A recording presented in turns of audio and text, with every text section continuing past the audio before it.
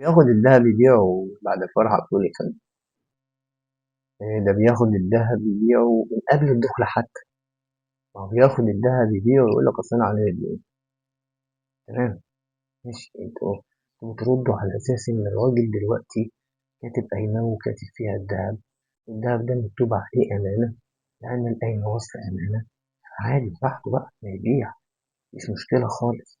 الراجل في النظام القديم اللي هو متعارف عليه حاليا الدهب مكتوب عليه وموجود عنده على سبيل الأمان، مطالب بردها وقت ما تطلب عند الانفصال. تمام. ما يبيعوا بقى. انتوا مالكوا؟ انت مالك؟ انت مالك؟ معلش خد دهب بنتك وباعه. انت مالك؟ انت مش كاتبه عليه ومعاك الورق في البيت؟ هو معلش مش هتروح ترفع عليه قضية وتقول له أنا عايز الدهب ده وعايز قيمة القايمة باللي فيها؟ ما نتحججش. احنا بنتكلم في حاجة محددة. راجل هيدفع مهر، فانتوا يا تاخدوا المهر ده فلوس يا تاخدوه ده. تمام. طيب يعني انا من حقي بقى دلوقتي طالما الدهب مهر ان انا عايز اهلي او ابيعه او اتصرف فيه اعمل اللي انا عايزاه؟ طبعا من حقي. حقك طبعا. خلاص ده مهرك ملكك، مش ملك زوجك خالص، ولا امانه عند زوجك ومضى عليها. ده ملكك، ملك خاص ليكي. اديه لابوكي. تمام.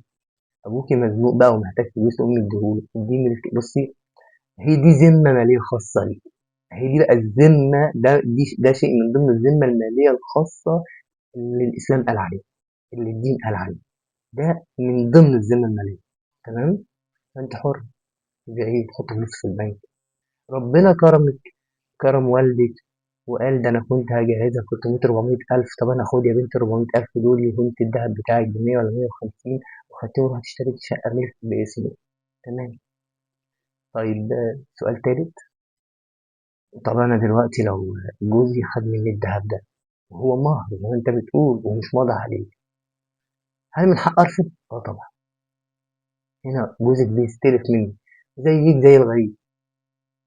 اه هيزعل ويقول لك ازاي مراتي ترفض، بس هو لازم يفهم. هو لو فهم مش هيزعل. وطالما هو متقدم على هذا الاساس يبقى هو فاهم ان ده مهر وده ملكك. دي ذمه ماليه خاصه بيك، مالك انت حره فيه. وهقول لك حاجه كمان، ولو ان ممكن رجاله كتير تزعل مني فيها، بس انا بقول الحق ماليش دعوه بقى. الحق يزعل ما يزعلش دي ما تفرقش عنه. حقك انك تقول له طب خلاص هتستلف مني 100000 جنيه انزل بيهم، هات لي بيهم ورق. حق. ايه رايك؟ حقك انك تعيني الذهب عند اهلك. حقك انك تبيعي وتاخدي فلوس. كل ده حق. طالما طالما طالما الذهب ده مهر وانتم متفقين ان هو مهر وما اتكتبش في القايمه اللي احنا قلنا عليها، هي مش واضحه كتير انت بس.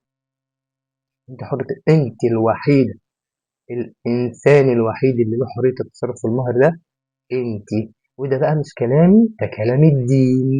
ده كلام ايه يا جماعه؟ محدش يزعل. اللي يزعل يزعل، ده كلام الدين. الرجاله تزعل انا اسف، محدش يزعل. ده دين. مفهوم؟ تمام يا جماعه. محدش يزعل.